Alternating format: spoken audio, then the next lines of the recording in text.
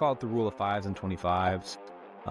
Look people in the face and eyes as you pass them by, and if you hit them with a stone, stay off your phone.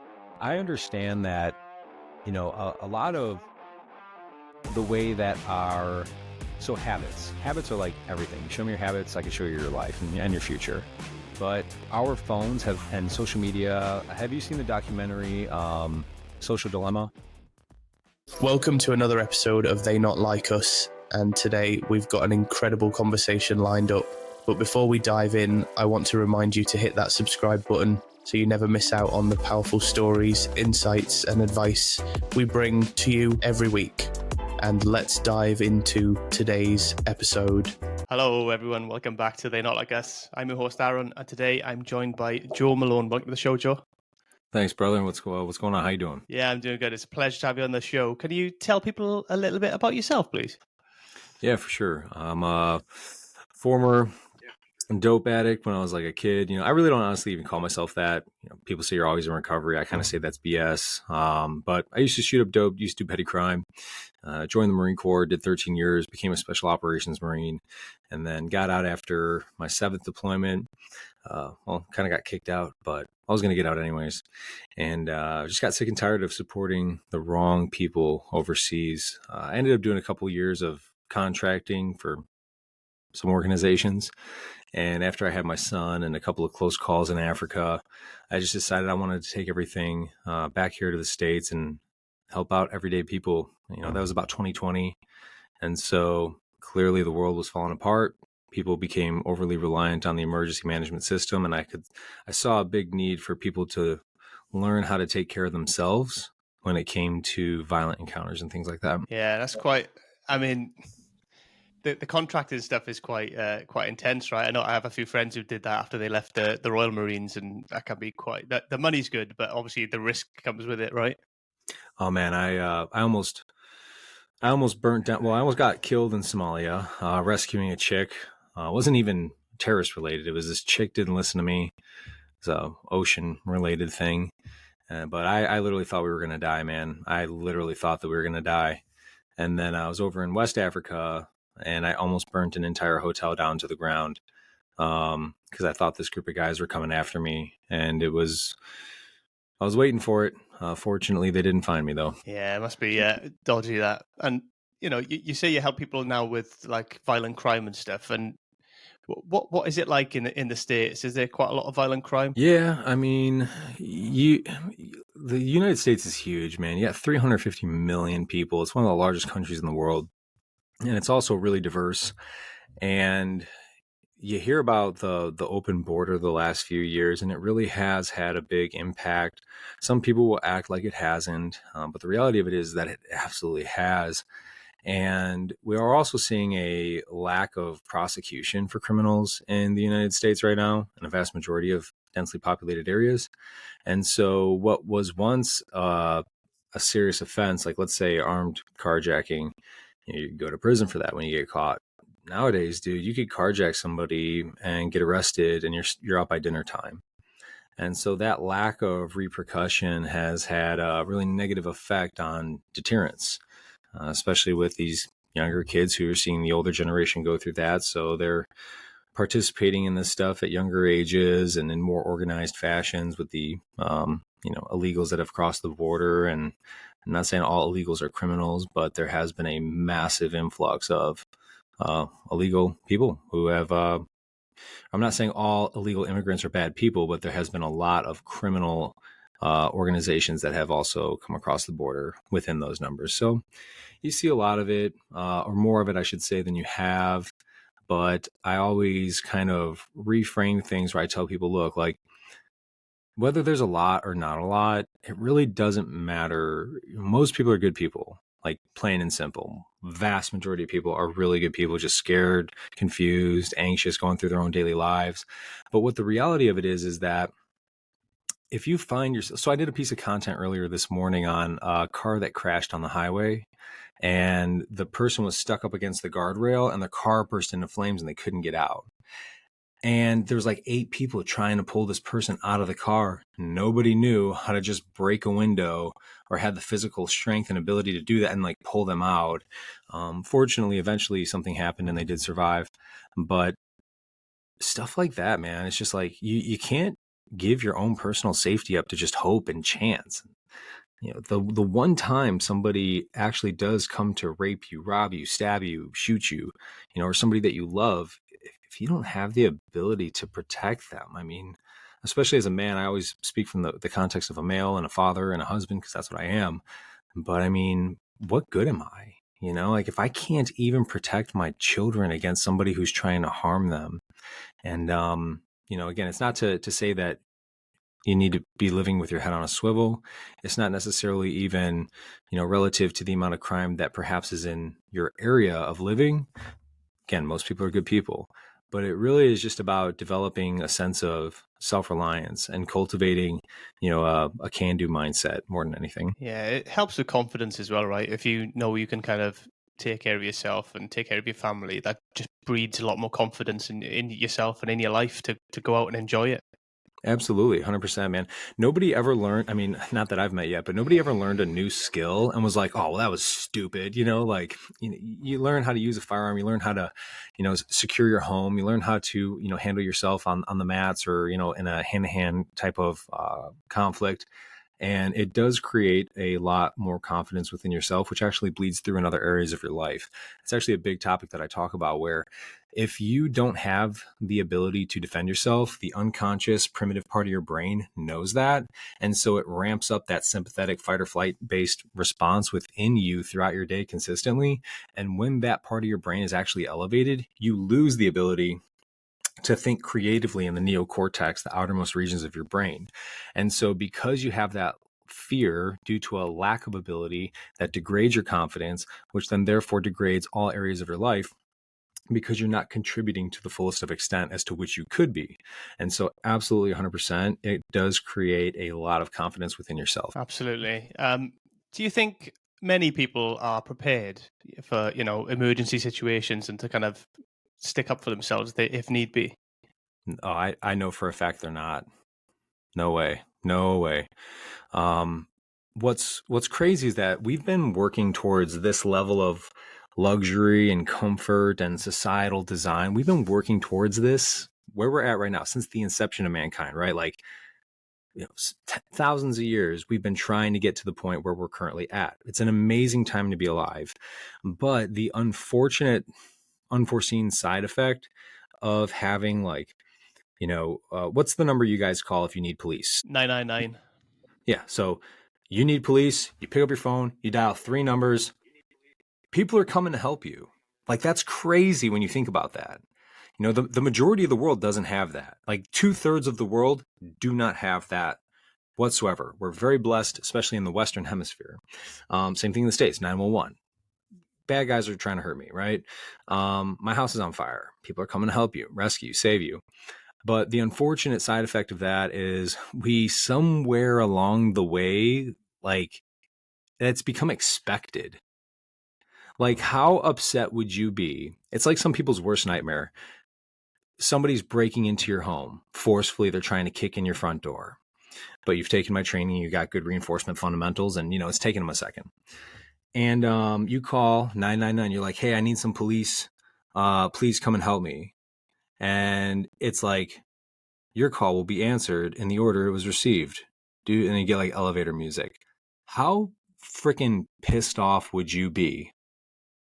I mean, if that happened to you, would you be upset? Yeah, you'd be furious, right?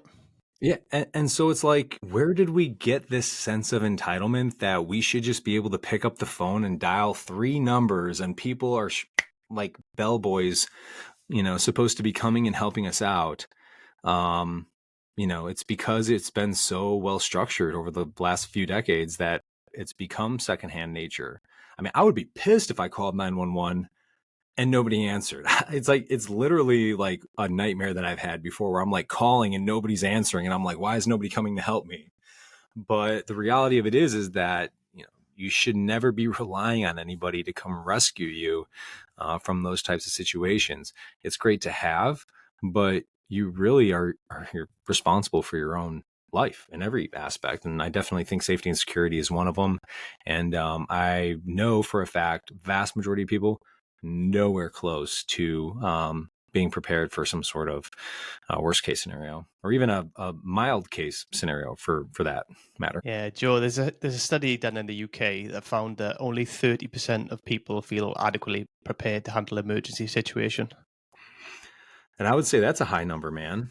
Like if you just look at 2020, and I don't know what it was like in the UK. I assume it was just like it was here for the most part. But well, actually, no, it was worse in the States because we had a lot of those riots taking place, right? Like we had like crazy ass riots. I'm from Chicago. Chicago was burnt, dude. Like every building had broken windows, literally the whole city downtown. And if you got in a car accident, if you had like your child was choking on something at the house, if somebody was breaking into your home, police literally were not coming. Ambulances were not coming. They had zero ability to help you. And it was freaking chaos. Like everybody was so scared. I mean, we're still living within the residual fear of that time frame, and I think we will be for quite some time. But yeah, I mean, I would say 30% is even a high number. I would argue to say that it's probably less, probably like 15. Yeah, I'm not sure how good the study is because obviously that's surveying people, so some people may over-egg it and be Yeah, hamming it up a little bit. But um, there's also research that shows if people are trained in situational awareness, then they're 40% more likely to avoid physical altercations and accidents in public settings. I believe it. Absolutely.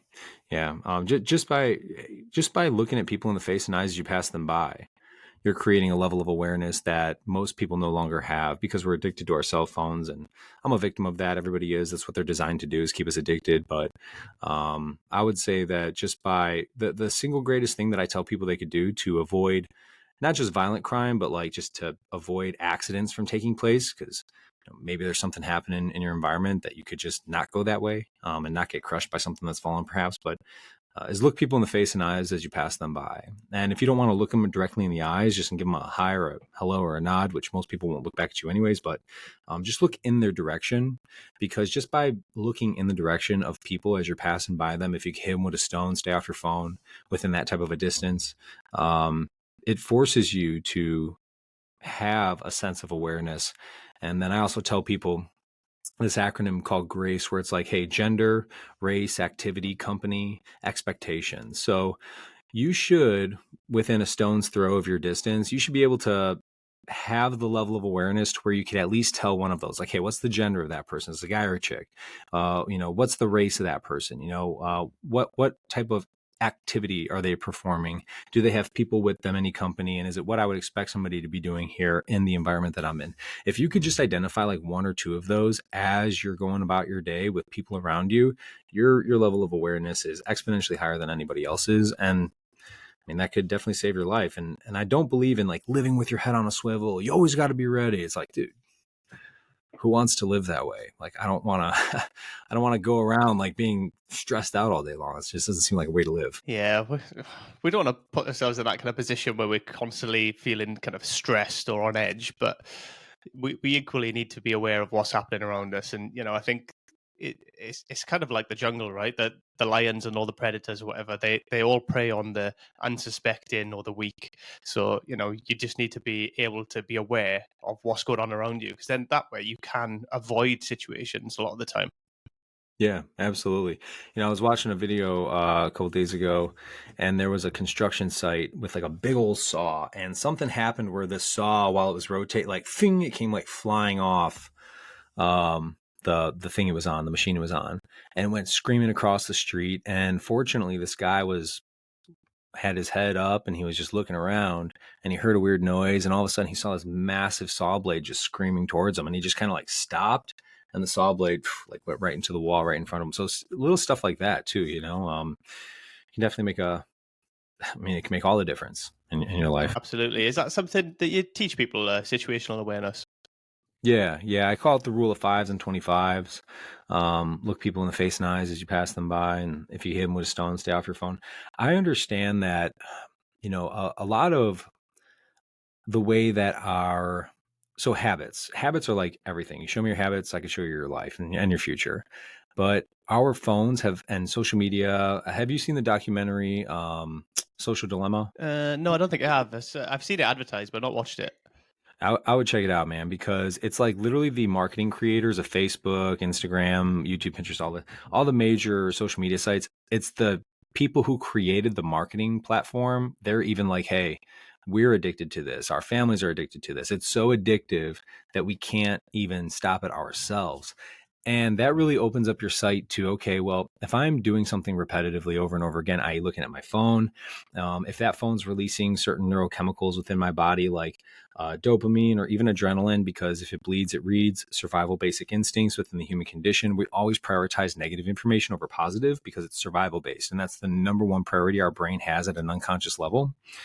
So social media, the phone's sleek, it's nice, it's sexy, it's the brand new thing, it's so cool, it's so beautiful. And then I'm on social media at the same time. The way that things are shaped and shaded and the little red notifications, it makes me want to go in there. And then it's like all this negative information, all this idiot, that idiot, that idiot. Oh, hey, there's a cool video. That idiot, that idiot, that idiot. Oh, hey, there's a cool video.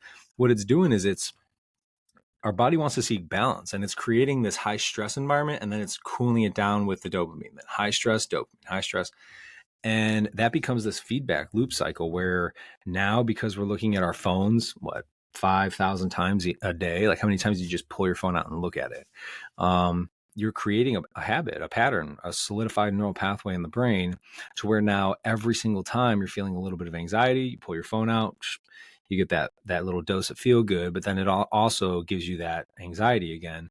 And so a lot of the situational awareness stuff that I teach is getting people to understand the way that the brain forms new pathways and how it creates behavioral patterns. And so that you can become aware of your own addictions when you're being triggered with those addictions, specifically with using the phone, and what you could do about it. And so just by beginning to change those habitual behaviors, you could start the process of what's called neuroplasticity, where you won't become as addicted and you could become more aware of your environment. Because absolutely, if 20 people are staring at their cell phone, I mean, and I'm a criminal, I'm gonna rob all these people, and none of them are gonna see me coming up on them. But that one person who's aware of their environment, head up, looking around, engaging people, yeah, I'm gonna just let that person pass. Yeah, man. Have you seen all the robberies that are happening in London? So they're doing it all on mopeds. So they just drive around on mopeds with somebody's driving, somebody's on the back, and they're just snatching phones off people who have just got their head in their phone.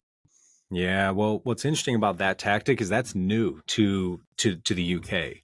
That's been a big tactic used, especially in Central South America, and Africa. And it's interesting to see because a lot of European nations had these like open immigration policies for quite some time. I don't know if the UK's dialed back on that or not. But it's interesting to see now how those types of crime tactics are taking place in other nations. What we're seeing in the United States is we're just seeing like massive, like 10 guys are breaking into people's homes, like 10 people are like taking over apartment complexes and demanding cash from the tenants and things like that. And so it's going to be interesting the next couple of years, especially because American politics influence the world so heavily. It's going to be interesting to see who gets into office and how that influences the global economy from like a criminal perspective. Yeah, I think with the criminal behavior though, it's ever evolving, right? And if they see something that works, they'll use it. And law enforcement's always kind of chasing that. It's always behind the curve. Yeah, absolutely. And that kind of reinforces the idea that we need to be capable of being aware of these things and defending ourselves first and foremost. Because, the brain's number one priority. And I keep reverting back to this all the time when I do speaking engagements, is that the number one priority is survival. Our brain at the most primitive level, the basal ganglia at the base stem of the brain, it says, hey, is what I'm about to do going to kill me or hurt me or degrade the quality of my lifestyle? And if the answer is yes, we do our best to avoid it by all costs, just naturally. And if criminals start to face repercussions, things like, oh, I tried robbing this guy and he shot me. Okay, well, that sucked. Maybe I won't do that again. That's like the instantaneous effect. But what happens is when you look at it long term over a period of time, you have youth that are being raised in these high crime environments, and they're seeing these older criminals get away with these crimes. They're not facing punishment or prosecution. They're getting away from the police. They're doing what they want, living, the life that they want, whatever, being cool, tough guy. But the reality of it is that if those kids start to see the repercussions of people fighting back, whether it's they watch that guy get shot, now he's paralyzed, he's dead, he's wearing a colostomy bag his whole life, maybe he's walking with a gimp or his bones are broke. Maybe, somebody learns how to fight back and they disarm a criminal with a knife and they stab him back or something like that, or they crack him in the head with like a pipe, in defense of themselves. People are going to start to see those repercussions, and it's not going to be as enticing anymore. They're going to kind of look for other routes and avenues of life and income, because our brain's natural response is to say, hey, if I have a great chance of getting my skull cracked open, maybe I don't want to do that. And so yeah, even though they will always kind of be like one step ahead in that context, the best thing that I think we could do as human beings is just learn how to protect ourselves and to protect one another. Like, what if you saw a woman getting raped? Like, do you have the ability to help that woman? Like, plain and simple. And if the answer is no, man, that's just a all around bad situation for everybody involved. Then it's horrible for the woman. And then it's even going to be horrible for you, because now you're living your life feeling like, man, I did nothing because I couldn't do anything. I just stood there. Or you try to intervene and then you end up getting hurt yourself. So I really do. Look, I'm an anti-violence advocate. I really, really am. I've been a part of a lot of it and I don't like it. I think it's a horrible thing, but I do recognize the important influence that it can have on maintaining structure within society. Absolutely, 100%. And I think that that's really important. If we want to really support law enforcement and help them out, we start by helping ourselves out and our ability to defend ourselves. Yeah, I think it's important. And I think, it's important to be capable of violence and dealing with violence. But that doesn't mean you have to show it, right? You can still be a good man, even though you're capable of violence. 100%. And what's interesting, and I call this the lethal lifestyle concept, where those capable of great lethality are capable of preserving great peace within yourself, within your community. And when you look at like the samurai, it's called Bushido, the way of the warrior, and how they lived with this code of existence, where yeah, you need to be capable of great violence in a justified context, but you avoided it, at all costs. And you lived with a positive mindset. You beautify things in your life. You are disciplined. You're structured. You're contributing to society in every way that you possibly can. What's really interesting is that almost all the time, when people are capable of great violence, they're the ones least likely to actually use it, because they've seen it, they've experienced it, they know how bad of a time it is. And I'm not saying all the time, but like when you look at a lot of professional fighters, yeah, sure, every now and then they'll get in a skirmish because emotions are running high or whatever. Maybe they're even young. But generally speaking, when you have people who are capable of and have used, force in whether professional fighting or military or something, usually they end up trying to be a pretty peaceful person. At least in my experience. I don't know if you've experienced anything different, but yeah. Yeah, man. I've done jiu-jitsu, boxing, Muay Thai, bit of MMA and stuff like that. And the guys who do that are generally peaceful guys. They know they're capable of it, so they don't have to prove anything to anybody. So Yeah, exactly. Yeah, it's just interesting how that happens, right? Like those who are really like, if you're a criminal and you pull a gun on somebody and they turn to you with like a stone cold look on and they go, seriously?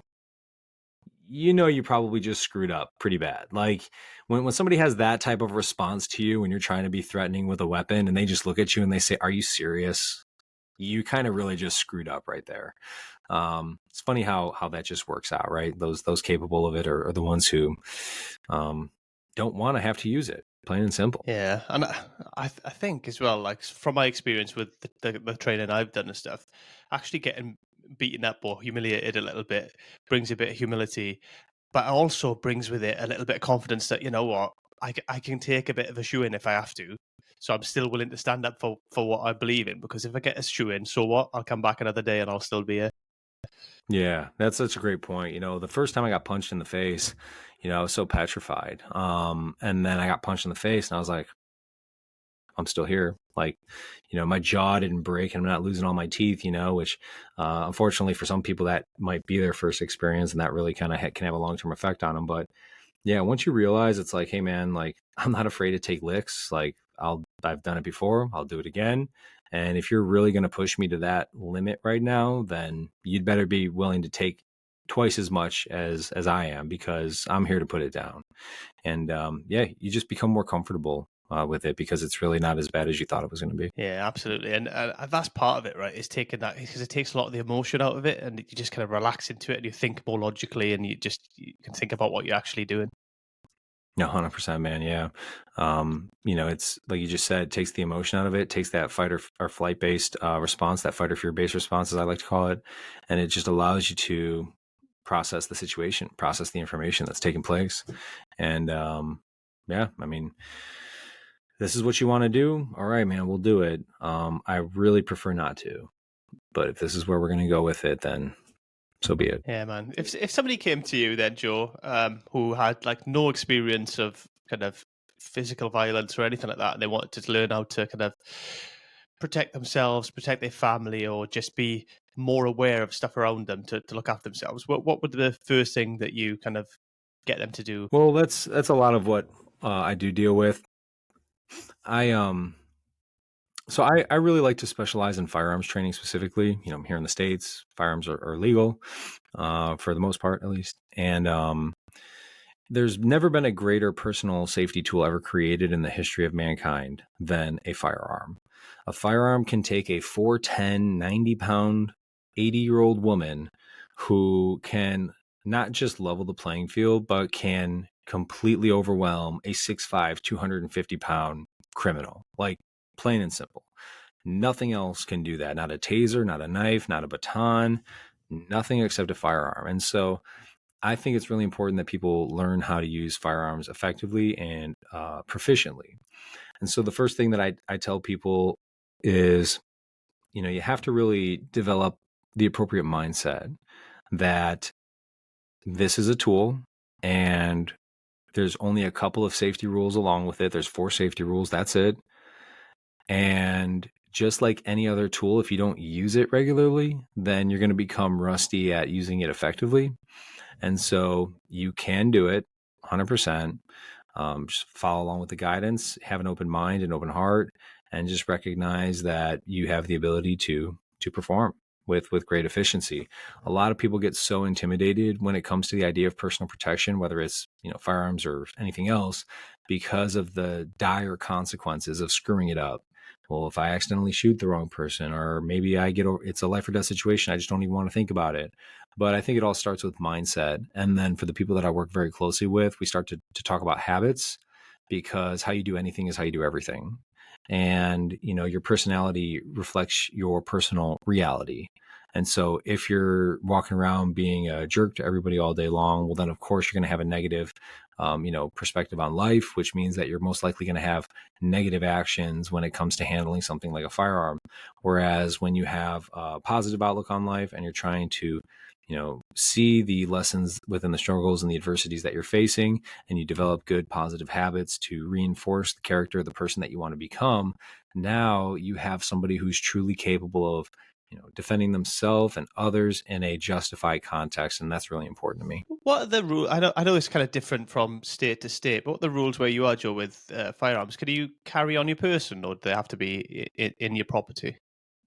No, you can't carry on your person. You have to go through a class. So I'm in Illinois, which is one of the strictest states in the country. And you have to take a 16-hour class, which honestly still isn't really enough. If you ask me, I think that you should take 40 hours of handgun training if you really want to get decent at the basics of handguns. But it's 16 hours by law. and you can carry on your person after you're issued a license. You got to go through background checks and some other scrutiny and things like that, but you can carry on your person. Yeah. Cool. Do you ever do you vet your clients that come to you? Do you ever have oh, you don't respect firearms enough or whatever, and maybe come back once you've kind of sorted yourself out? Or No, I've not really had that experience. When people come into my class, I provide a very unique environment, I think, compared to other firearms trainers. You think of like some dingy place and some pissed off cop, military vet or whatever. But that's not what we're all about here. What we're about is helping people understand how to effectively and proficiently use this tool. And so usually people come there with a sense of wanting to learn. Now, in gun ranges, yeah, I see that a lot. Like going to some of these other ranges, I don't really like it very much. Although there's standard weapon safety rules, standard etiquette, it's not standardized, meaning that it's just kind of like these loose rules that people don't necessarily have training to use these weapons appropriately. And that's where I see a lot of like the flagrant behavior come into effect. And that's just really dangerous for a number of reasons. But as far as the students who come into my classroom, the number one biggest thing I see is that they're afraid. They're just scared of doing something wrong, looking stupid, hurting somebody. And so that's the biggest obstacle that I help people overcome right off the bat, is that fear factor, and really start to instill some confidence in them.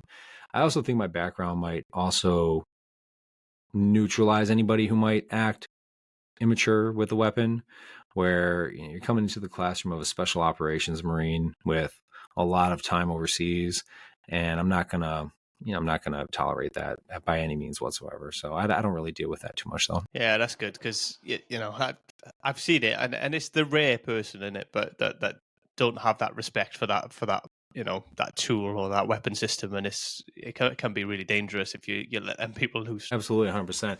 I can't stand it because, look, man, like people who own firearms have this super bad rep.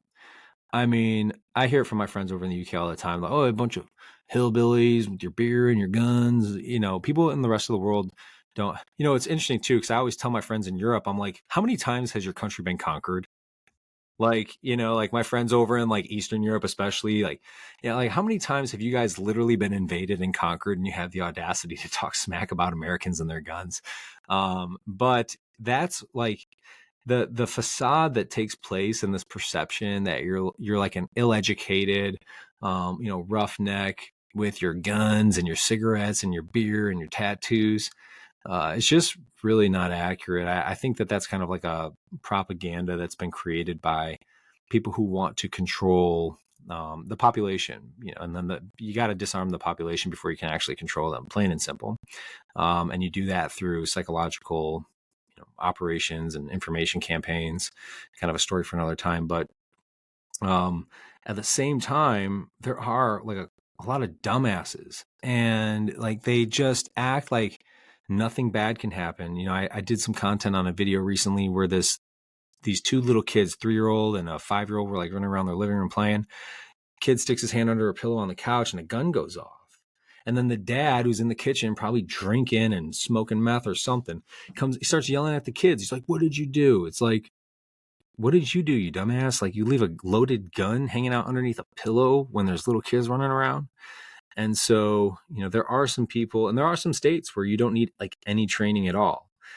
And I'm not, I've received flack in the past for saying that I think just like driving a car, you should have some sort of training with a gun. I just do. And then, oh, well, Second Amendment. I'm like, okay, cool, man. I get that. I'm pro having the ability to defend yourself. Obviously, it's my entire life. But at the same time, I don't think it does us any good to just give people guns and then have them shoot themselves or shoot somebody else, or do something stupid with it, like leave it in a bathroom. It doesn't really support the idea and the cause of being able to defend yourself against tyranny or a violent criminal or something like that. And so yeah, I totally agree that there are a lot of people who probably shouldn't have guns who do. And if you don't have proper training, you could really quickly screw it up and kind of go off pretty wild with it. Yeah, I think that's a good point. And I do think, that training should be standardized across the entire country, really, to a good standard. Ultimately, it can kill people. So if you're just giving them to people who are not trained and not responsible, then that they're the people that then have the accidents, so they're the people that cause the issues and bring about all the negative media attention. Yeah. Yeah, which supports people's narrative that, hey, we need to disarm everybody. It's just, to me, it's kind of crazy. Is we don't let people drive without a driver's test, and that could kill somebody. I think I wish there was a standard, because then my business would probably be doing a lot better across the country. But I do think that, yeah, like we should. I also think we should be teaching it in schools, though. Like that's kind of where I think this needs to start. I did some work with the Crimes Against Kids Task Force, where it's like the U.S. police force, where they bust pedophiles. And I learned in that time I was with those guys that, like, your kid has a 90% chance of coming into contact with a pedophile by the age of 13 if they play like Xbox. So I challenged my buddy one night. I said, I bet I could find a pedophile on your kid's phone in under 60 seconds. And he was like, yeah, right. We watch our cable. I found a pedophile in under 10. And he was sending him like my buddy's kid was sending him pictures of himself, pictures of his mail, of his house, of his dog, all sorts of stuff. But he had never been taught that there's creepy people on the other end who want to take advantage of you.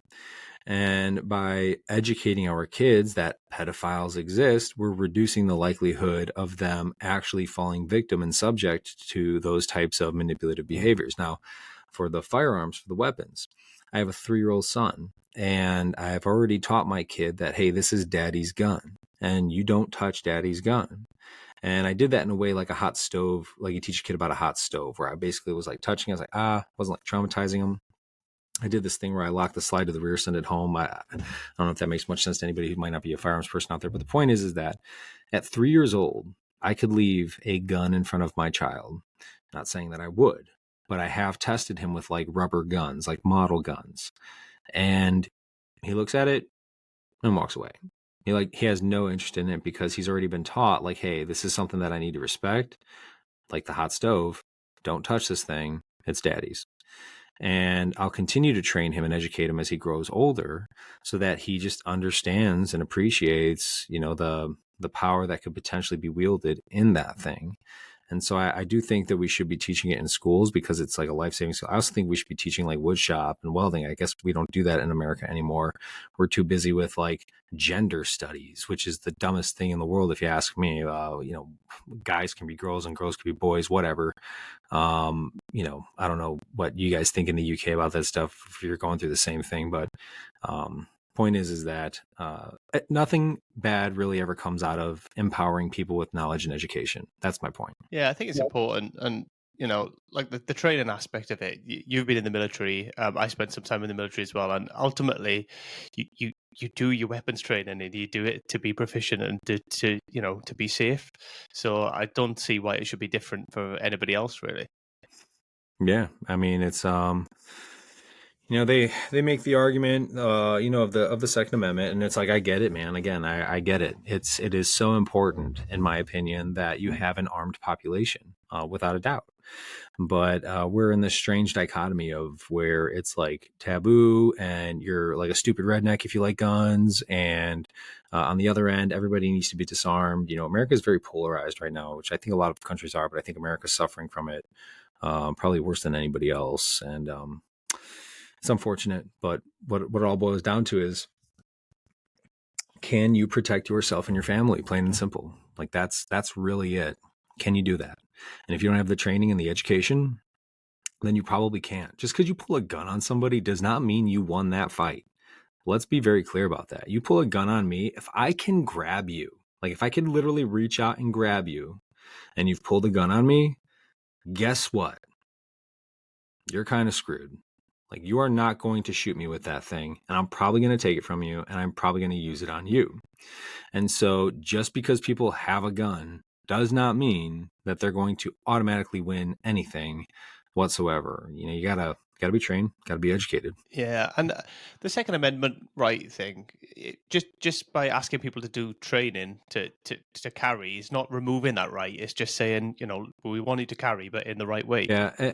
So some people have come at me with, well, if you give an inch, then you take a mile. And I think a really good example of this in America is this whole, I don't even know what you call it, gender thing, where about 5 years ago, people started talking about gender neutral bathrooms where transsexual men should be able to use women's restrooms. And people were like, what? It's not a big deal, blah, blah, blah.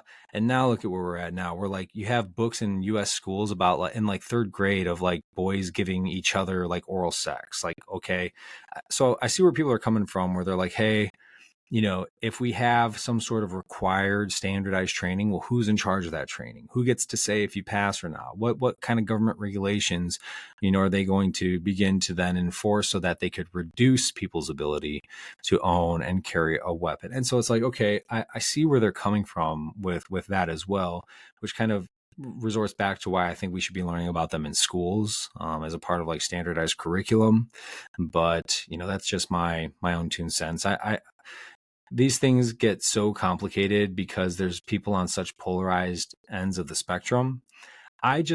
What I don't get is, if you are a firearms owner and if you want the ability to defend and protect your family and your loved ones and uphold that constitutional right, it's like, why wouldn't you want to take training? Why wouldn't you want to educate yourself? And I think that really just, goes to show, when people don't, how uneducated they really truly are, which means that they're probably not proficient at all in using a weapon, because they probably think just because they have one, they automatically are safe or protected or they won the fight or whatever. So that's the part that really confuses me. Yeah, there's a big difference between owning a weapon and actually being efficient and good at using it, right? Oh, yeah. I mean, I see it all the time. In self-defense shootings, somebody a victim will pull their gun out and then they'll go shoot the criminal. But what do they step into the criminal? It's like, why are you stepping into the criminal? You should be stepping away from the criminal, because that bullet's going to travel the extra 5 feet. But again, it just comes from a lack of education. Yeah. I can't see it changing anytime soon, can you? With the way that the laws are and stuff, I don't think it'll. So there's some stuff going on in the States. So my state outlawed rifles recently. So they actually passed some legislation that banned AK-47, AR-15 style rifles. They call them assault weapons. Anything is an assault weapon if you hit somebody with it, in my opinion. What do you this pen can be an assault weapon if I stab someone with it. So they just kind of do that, I think, for propaganda. But so there are some laws that are kind of going back and forth in terms of restriction. And then we did have a lot of states that passed something called constitutional carry, which means that you don't need a permit to actually carry it on your person. Anybody has the inherent right to just carry it with them. So you are kind of seeing more polarized ends of the spectrum, which I don't necessarily think contribute to a reasonable, peaceful, long-term resolution. I think it just kind of creates more chaos in the short term, so that there's more of a dramatic resolution at some point. I hope that we don't see anything like that, because I really would take offense to trying to disarm a population. I mean, that is some scary. I've been in a lot of places, man, and I'm sure you've seen a lot of places as well. It's interesting, though, when I talk to my friends over in Europe, and I think it's culturally based and how you guys have been brought up and raised. I'm not saying that you necessarily are a part of this group, but a lot of them are really comfortable, not having arms, not having the ability. And again, I find that ironic, because when you look at the history of Europe, nations have been getting taken over left and right for quite some time. You look at Ukraine, for example, right now. What happened the moment Russia invaded Ukraine? And by the way, I feel like the United States is solely responsible for that whole thing going down. There was an agreement in the Minsk Accords, and I feel like certain people within the current administration had a lot of vetted interests with the standardization of NATO equipment. All that story for another time. We talk about anytime you want. But what was the first thing we began to do the moment Russia invaded Ukraine? We gave them all weapons. And if you look at nations who have the ability to defend, like Sweden, I think Switzerland might be where everybody also owns a weapon, and those are the nations that have historically been the least conquered. And so I really hope that we don't see some sort of crazy, attempt to institute something like that. I would be much more for the opposite. Quite honestly, I would rather have people have the option to choose whether or not they want to own weapons versus, hey, you need to turn these in. I don't think anything good ever comes from disempowering people. I think only good comes from empowering them, either with choice or options. But to tell people what to do, I think that's scary. That's dangerous. I think it matters how a country's developed as well. So obviously, the US, the whole country's developed and grown on the Second Amendment. The country is essentially mostly armed. So you wouldn't, even if you wanted to, bring all the weapons in and stop people having weapons. You'd have a real tough time doing that, I think. Yeah, I don't think it would be possible, and in a peaceful way at all. And I do like the fact that you mentioned. So people don't really realize a lot of the time the United States is the greatest insurgency ever in the history of mankind. Like we literally were a bunch of terrorists to the British, and fought an insurgency against a conventional military and threw them out. It's like I don't know if there's ever been a more successful insurgency ever in the history of mankind, at least documented. And so, yeah, that does have a huge role as to why the Second Amendment is the number 2 amendment versus speech, because it's very important to be able to say what's on your mind, and also to have the ability to back it up and keep yourself, safe. That's why it's 1 and 2. Yeah, and like I said, that's bred into the nation's identity, isn't it? Whereas in the UK, we've never carried weapons, so we don't really. It's not something we miss. It's not something that's ever been in legislation. It's not something we kind of fight for. But that's not to say we don't have issues here. There's a lot of issues with knife crime in the UK, more so than anything else. Yeah, I agree. I think it's definitely a part of that cultural identity. And I mean, it's not an easy thing to really dissect, because when you look at the UK post World War II, I mean, guys took a hell of a beating, and after that, people probably get sick at the sight of a gun. I really do think World War II had a lot to do with nations not having weaponry and ownership, because people were just so burnt out on any sort of armed conflict at that point that they just wanted nothing to do with it, and they were pretty willing to give it all up, and everybody wanted peace and prosperity. And so there was like that period of time of rebuilding and growth where everybody literally in the whole world was just kind of like copacetic with not being that way, violent in any form or capacity. But unfortunately, man's nature eventually comes through, and you're always going to have people who kind of suck. Yeah, that's true. Definitely going to get that. Joe, if people want to get a hold of you, where's the best place for them to do that? Say Instagram, Joseph Malone Official. It's put some content up there pretty regularly. Try to keep it positive, which seems like it's almost hard to do with my line of work. But most people are good people, man, and I just try to spread some good messaging and help people stay safe. So that's probably the best place to get a hold of me. Yeah, cool. Do you constantly get hammered by people about sort of guns and gun laws and stuff like that? I mean, it's like hit or miss. It's the biggest problem I have on my Instagram, and well TikTok is like, dude, it's like, I swear to God, every person I got like 30,000 people on TikTok, and they like all hate me. I swear to God, I don't even know why any of these people like follow me on that thing, just except to hate me. But on my Instagram, it's a less of a following. But the biggest problem I have with that is I'll post a video of like a self-defense shooting, and you get a lot of people who start commenting like, yeah, line them up, or typical offenders, blah, blah, blah, like saying just stupid, racist, ignorant, dumb, violent, just egregious comments, which are just stupid. And that's not what I'm about. That's not what I'm trying to promote. I'm not trying to say, yeah, like, kill everything. Like, that's just, I'm an anti-violence advocate.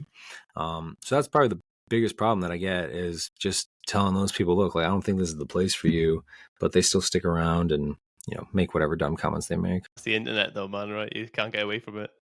Yeah.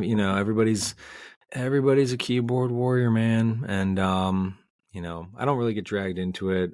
I'll say maybe one thing, but beyond that, I can care less about who that person. I ain't got the time to deal with this person. Yeah, that's fair enough.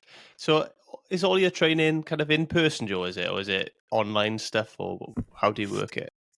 So I created an online platform as well, specifically a home defense series. So if anybody wants to learn how to defend their home, it's everything I do to keep my house safe. And it's not just gun related either. There's most of it actually is things you could do in any country, in any nation, where we go over the 4 pillars of home defense, is what I call it.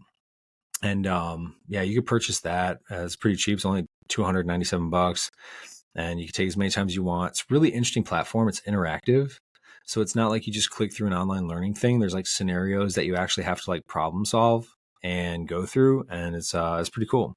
And then most of it is in person though. Yeah, most of it is. But I do actually coach some people via distance, and I'll assign them tasks with their weapons, and they'll record themselves. And I mean, I've done it so many times now with so many people that I could literally look at you for 5 minutes handling a weapon, and I could say, okay, you need to do all this stuff, and then shoot me videos of it back.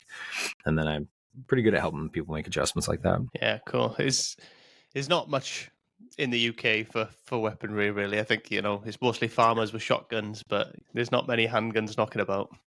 Yeah, no, not at all. But that's the home defense. I think I had like a couple UK people actually pick up the home defense course, and all of that was very applicable to them. We're talking about like how to deter criminals, basically make your house less enticing than your neighbors. As messed up as that sounds, how to detect somebody trying to break into your home quickly and effectively, how to delay them from making entry into your home, and then ultimately how to defend your home. Which, yeah, it kind of does suck for you guys because you guys can't even have pepper spray, which is kind of like wild to me. Is that like It's classed as a firearm in the UK. that's crazy, man? Like that's so nuts. It's freaking pepper spray, but so you're kind of like resorted to go to like a hand to hand or like use a bat type of combative within your home, which just sucks. Like quite honestly, I try to avoid that at all costs, but gotta do what you gotta do. Yeah, the old Queensbury rules, get the old fists up, does the job. Yeah, hopefully the criminals have some sort of honor or something, integrity, and that in that bout right there, and they don't have a machete or something. Yeah, that's the problem. They often do. It's important what you said though, Joe, about the kind of delay in entry, because we said about the police earlier, and if you call the police, they need some time to get there. So it's going to be, even if the response time will be like sort of maybe 5-7 minutes or something. If you can deter somebody from getting into your property for that amount of time, then gives you a chance for that support to get there and to deal with the issue. Yeah, absolutely. And there's like little things that we could do to reinforce like door frames, like change out the screws and the striker plates. And with UK construction, it's a little bit different than in the United States, especially in some of like the older districts. Just like the housing code isn't really necessarily all uniform, but utilizing the same fundamentals and techniques, like having a storm door, having these little battery powered alarms on your windows, like whenever you open the window, this little beep goes off and it's super loud and annoying. Having good lighting, like good lighting around your house and the entry points, your doors, your windows, things like that. It all makes a big difference, man. It's like, why am I going to go to that house when the other house next door is completely dark and there's bushes and I could just most likely get away with it, as opposed to like that one that, and it could also be aesthetic too. Don't get me wrong. It's not like we're turning our home into a prison. You could have really beautiful aesthetics within your house, and they all serve a major security purpose. Things like rose bushes out by your window or in the windowsill, with like sharp ass thorns. That's a really beautiful aesthetic that has a very significant security factor: deterrence, detection, and delaying. And so there are ways to do it and still make your home look very nice. Because my wife would not let me turn my house into. I don't want to live in a prison anyway. Who wants to do that? So the aesthetics are very important as well. Yeah, I got 2 really chopsy dogs that let me know when anybody's anywhere near the house, so that kind of works for me.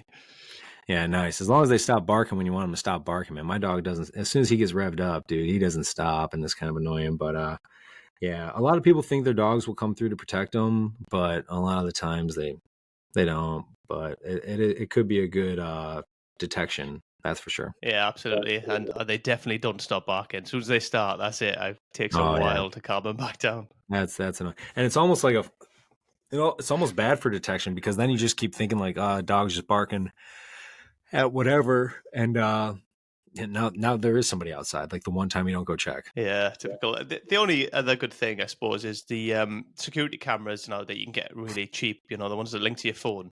That's quite a Hmm. good deterrent, and you get the kind of notifications pop up. So as soon as somebody's outside, you kind of get that quick notification. It's quite good.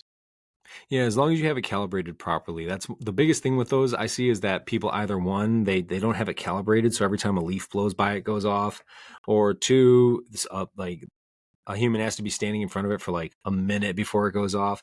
But then also three, your ability to receive that detection is really important. So the registration of the anomaly, i.e. person in your yard or whatever it is, and your ability to receive that notification are the two main factors when it comes to detection. So as long as you got those dialed in, then it's very helpful. That's for sure. Yeah, and a lot of them now as well. They come with like at least a little LED light that like kind of shines up when it does pick somebody up. So that's kind of a bit of a deterrent for people as well to know that they're actually the camera's watching me.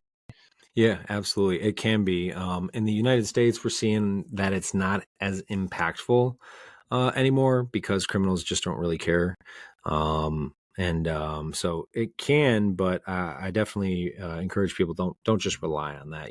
There's really four pillars of home defense, and you really want all four to have some sort of reinforcement. Otherwise, you're kind of just like using a wobbly table, if you will. Yeah, and it's about getting it right as well because you want to kind of criminals are going to do it anyway, right? If they're gonna break into a home, they're gonna break into a home. So if you can displace them by having enough deterrence in place that they think, oh well, it's not going to be this home, we'll try a different one, then Right. you're kind of winning, right? Yeah, I mean, unless you got something that they really, really want, like some gold bars or whatever.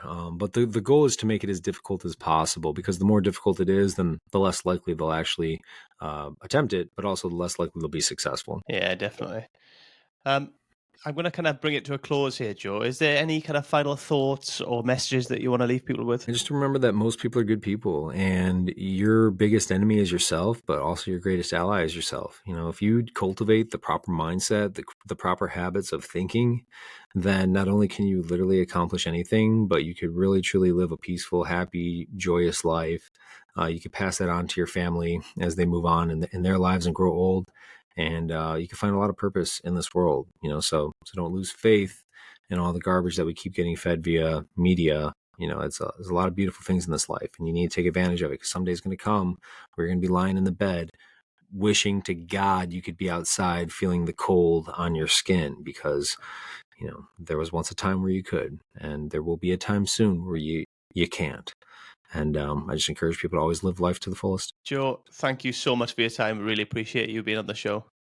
Yeah, thanks for having me, brother. It was a good time. Thank you. Take care. All right, brother. See you, man. Thanks again for being part of this journey. Stay tuned. We've got even more great conversations coming your way.